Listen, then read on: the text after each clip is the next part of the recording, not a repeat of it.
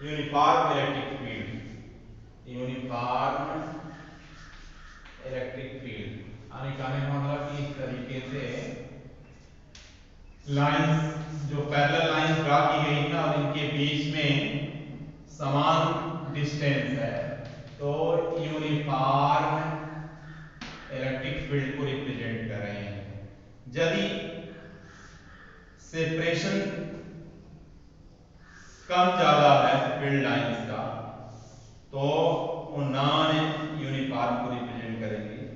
यहां सपोज कर लीजिए कि ए है, यहां पॉइंट्स बी है, तो इस बी पॉइंट्स पर फील्ड लाइंस आकर के क्लोजर हो जा रहे हैं, तो यहां इलेक्ट्रिक फील्ड स्ट्रेंथ है बी पॉइंट्स पर ज्यादा है। E B is greater than E A. क्यों? क्योंकि बी के पास में इलेक्ट्रिक फील्ड लाइंस आकर के काफी क्लोज हो गई, यहाँ फार्दर है, दूर दूर है, तो फील्ड वहां लेसर होगी as compare to the B points. इस प्रकार से ड्रा करने के लिए इसमें क्वेश्चंस पूछा जाता है। नेगेटिव पॉजिटिव, ये पॉजिटिव चार्ज के कारण हो गया, ये charge which magnitude is greater than 0 and it means that it is the positive charge। ये परीक्षा में आया हुआ है कि कोई चार्ज है जिसका मैग्नीट्यूड ग्रेटर देन 0 है यानी पॉजिटिव चार्ज होगा, उस चार्ज के द्वारा इलेक्ट्रिक फील्ड लाइंस ड्रा करें, यानी पॉजिटिव चार्ज के द्वारा रेडियली आउटवर्ड्स होगा। दूसरा, ए चार्ज मैग्नीट्यूड से लेस देन 0 नेगेटिव चार्ज होगा, तो नेगेटिव चार्ज में भी बता दिया गया है रेडियली इनवर्ट्स होती हैं। इलेक्ट्रिक डाइपोल्स के कारण फील्ड लाइंस यहां पर दिखाई जा रही हैं पॉजिटिव के कारण, और एक नेगेटिव के कारण, तो यहां से इलेक्ट्रिक फील्ड लाइंस इमानेट हुई, नेगेटिव पे जाकर के टर्मिनेट होंगी, यानी ये अट्रैक्ट कर रही हैं, अट्रैक्टिव प्रॉपर्टी को भी रिप्रेजेंट कर रही हैं। और इधर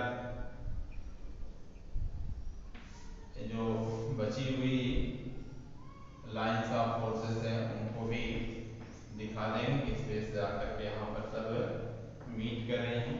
तो this is the electric field lines due to electric dipole, electric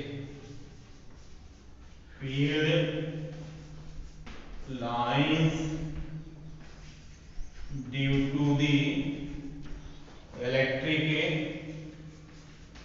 dipole, electric dipole के कारण ये फील्ड लाइंस को रिप्रेजेंट कर रही हैं। अब नेक्स्ट इसमें दिया हुआ है कि टू सेम टाइप के पॉजिटिव चार्जेस हैं, उनके द्वारा इलेक्ट्रिक फील्ड लाइंस ड्रा करना। The electric field lines due to the two equal type of charges, the electric field lines due to the two same type of charges, यानी positive और कुछ दूरी पर इससे दूसरा पॉजिटिव चार्ज सिमिलर टाइप के charges के द्वारा। तो यहां से इलेक्ट्रिक फील्ड लाइंस रेडियली बाहर की तरफ इमानेट हो रही हैं, यहां भी इमानेट होंगी इस तरीके से। तो जब ये ऐसा नहीं होता तो ये सीधे इस तरीके से चली जाती है, ये नहीं होता इसके द्वारा, अगर यह नहीं होता इसके द्वारा, तो लेकिन ये इंटरसेक्ट कर रही हैं, इंटरसेक्ट नहीं करेंगी, इसलिए अपना पाथ क्या होगी, थोड़ा शिफ्ट कर लेंगी, डाइवर्ट कर लेंगी, क्या करके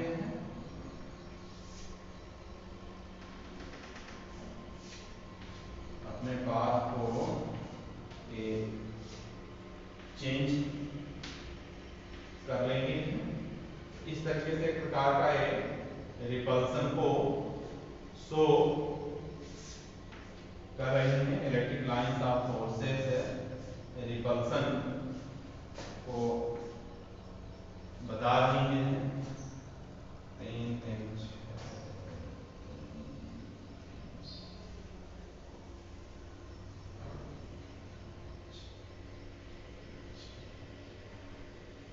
ये इंटरसेक्ट नहीं करेंगे, रिपल करेंगे।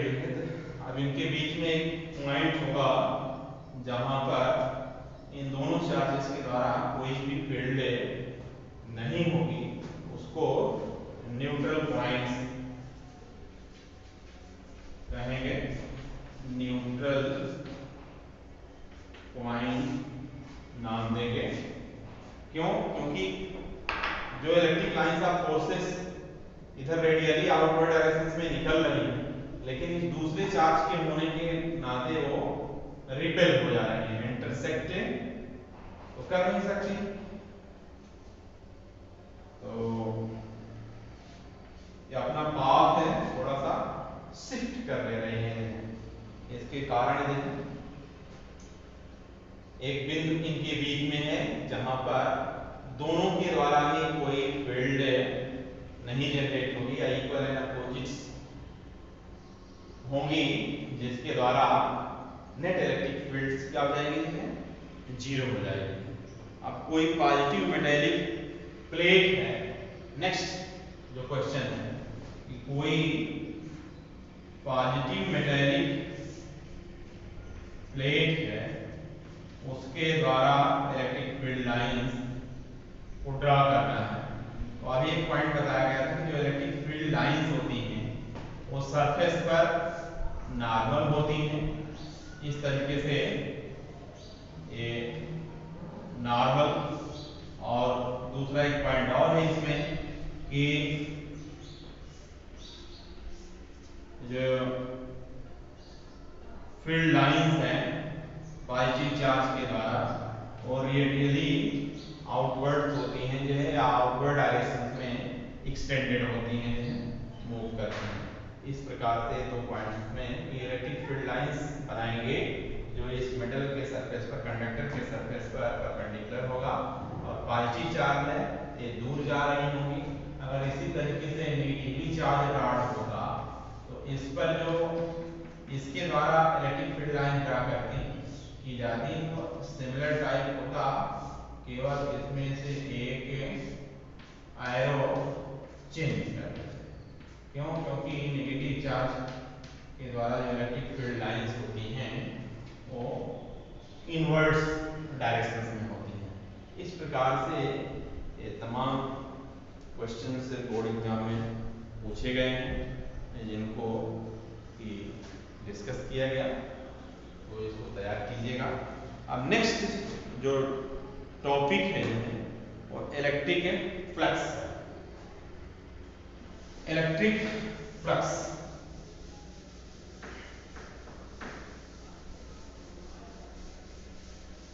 इलेक्ट्रिक फ्लक्स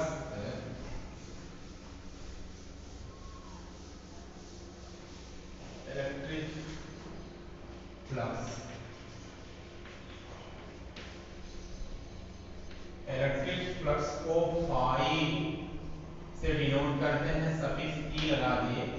ई रिप्रेजेंट्स इलेक्ट्रिक और phi represent flux, electric flux हो गया। अब इलेक्ट्रिक फ्लक्स होता क्या है कि इलेक्ट्रिक फ्लक्स में the number of electric field lines, the number of electric field lines passing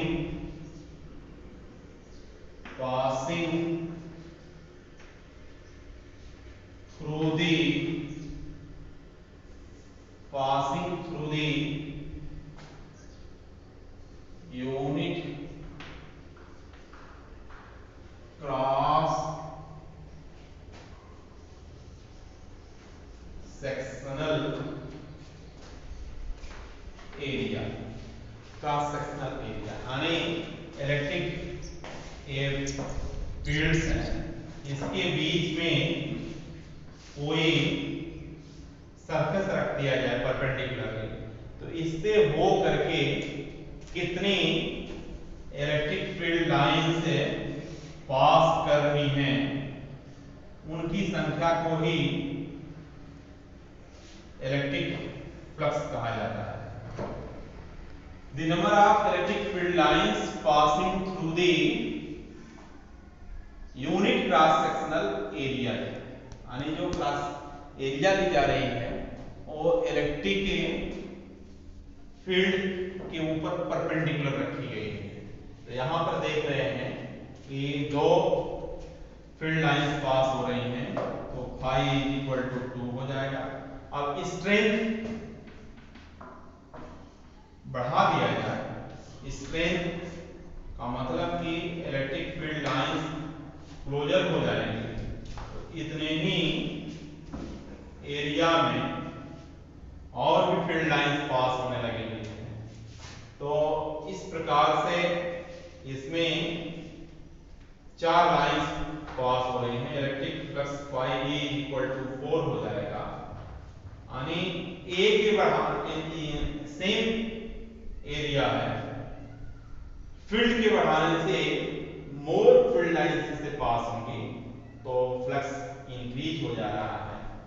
दूसरा, यहां increasing the phi proportional to E, next phi E proportional to area, यानी सेम फील्ड में electric field में ज्यादा larger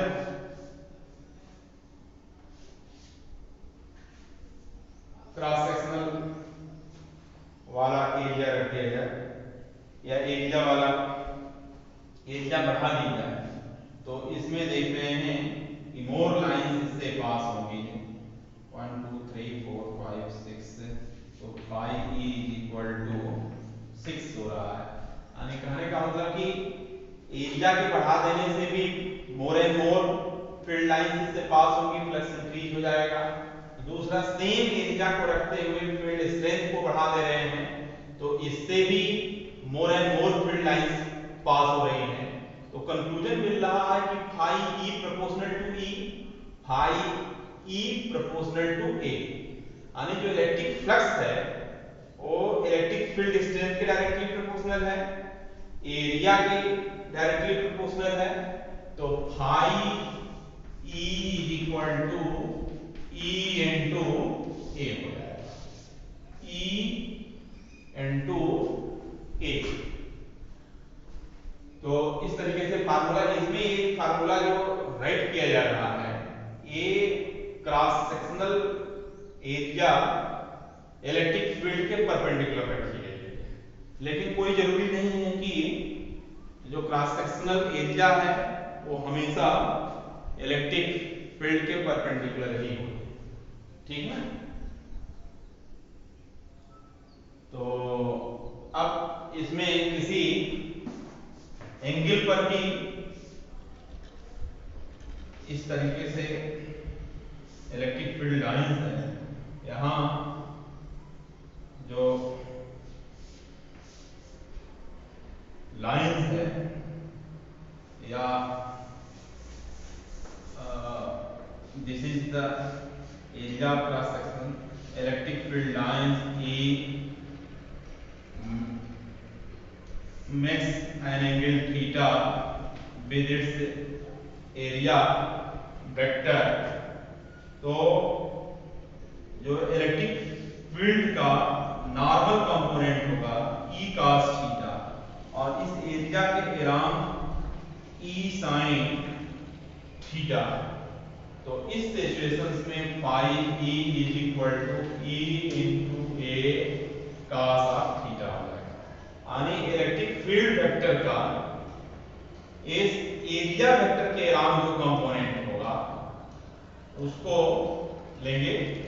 component इसमें support कर रहा है, तो phi E is equal to E A cos of theta. Cos of theta जहां आता है तो cross product electric field vector और एक एरिया वेक्टर। अब एरिया वेक्टर्स के लिए इसमें थोड़ा पहले ही एरिया के बारे में बताया जाना था, चलिए देख लीजिए कि एरिया को इसमें वेक्टर्स कंसीडर किया जाएगा। एक्स वाई जेड, यहाँ एक स्क्वायर लिया गया, ओ ए बी सी, तो स्क्वायर इसको एज्यूम कर रहे हैं ऑल साइड से सेम है। इसकी एरिया निकालने के लिए एरिया ऑफ दिस स्क्वायर, ये ओ A B C, O A B C, ये जानते हैं एरिया के लिए कि ए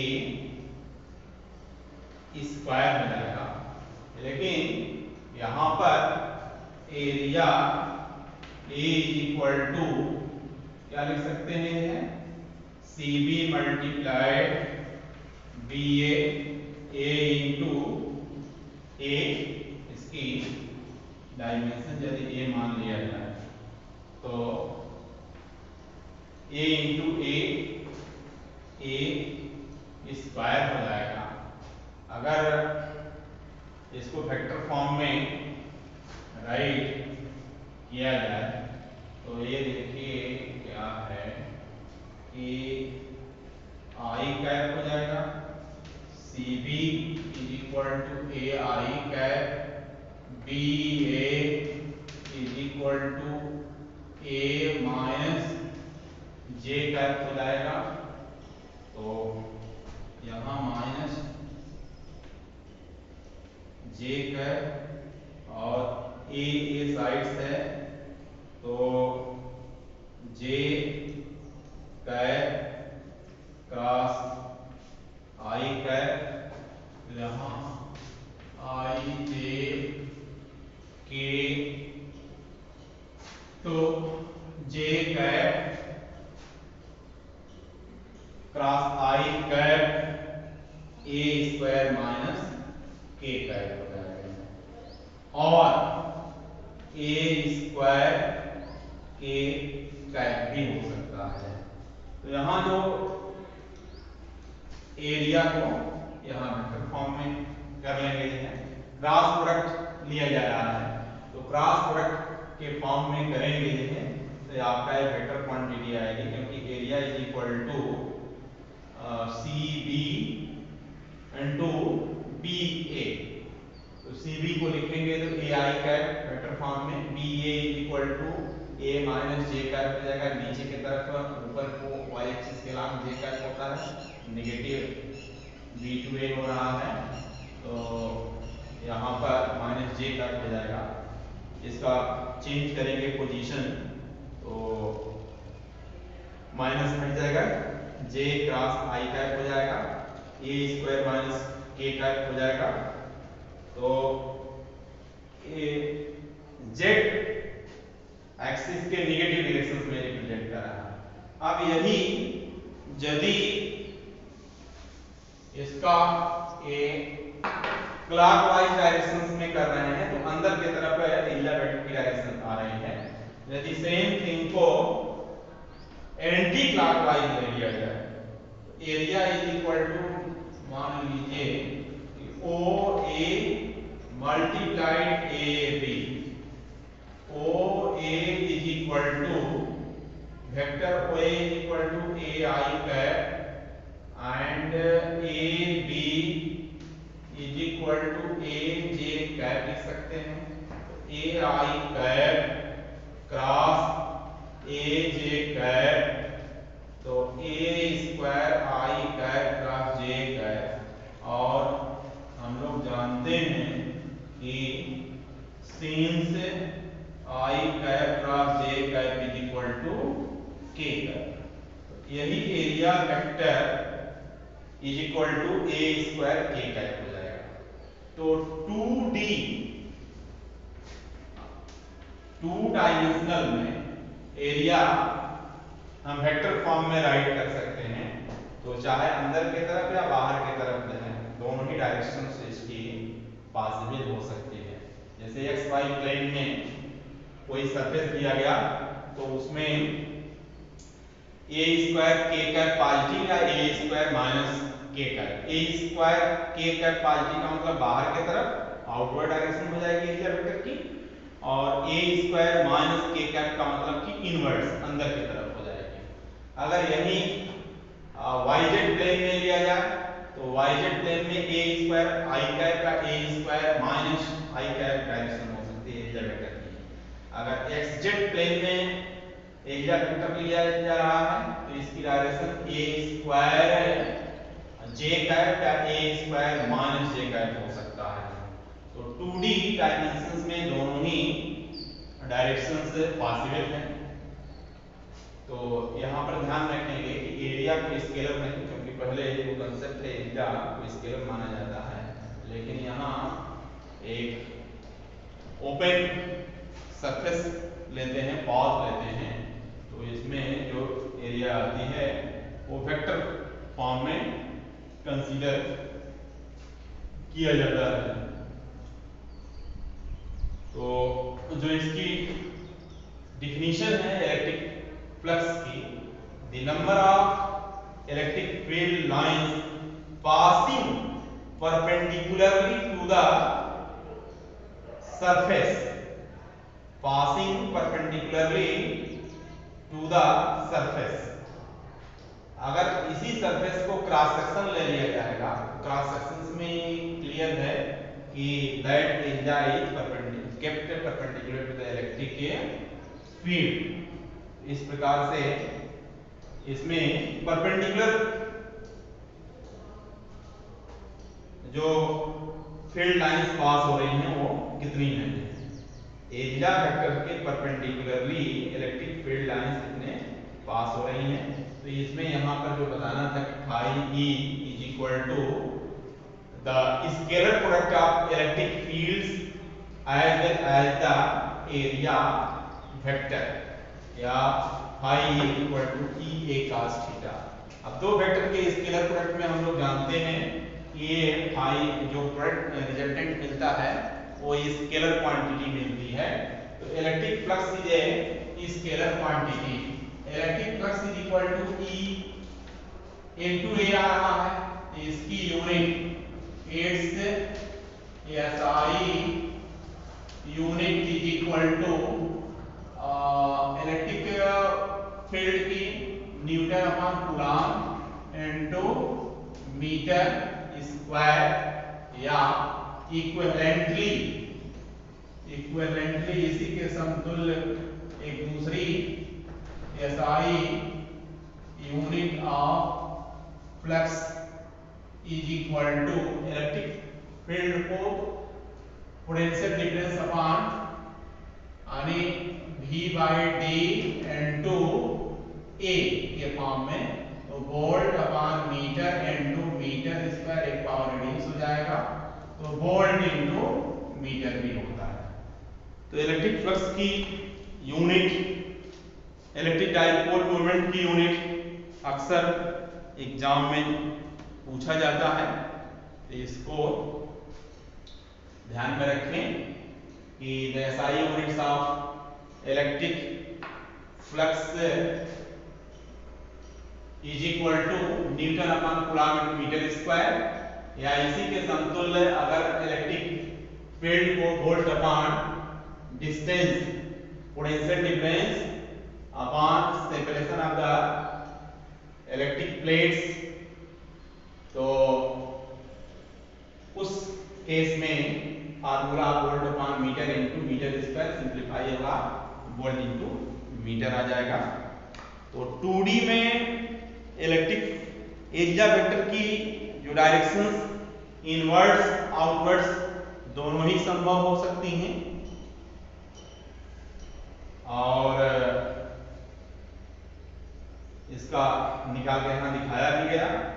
लेकिन 3D में, 3 डायमेंशनल सरफेस में, 3 डायमेंशनल क्लोज्ड सरफेस में जो एरिया वेक्टर लिया जाता है वो आउटवर्ड लिया जाता है।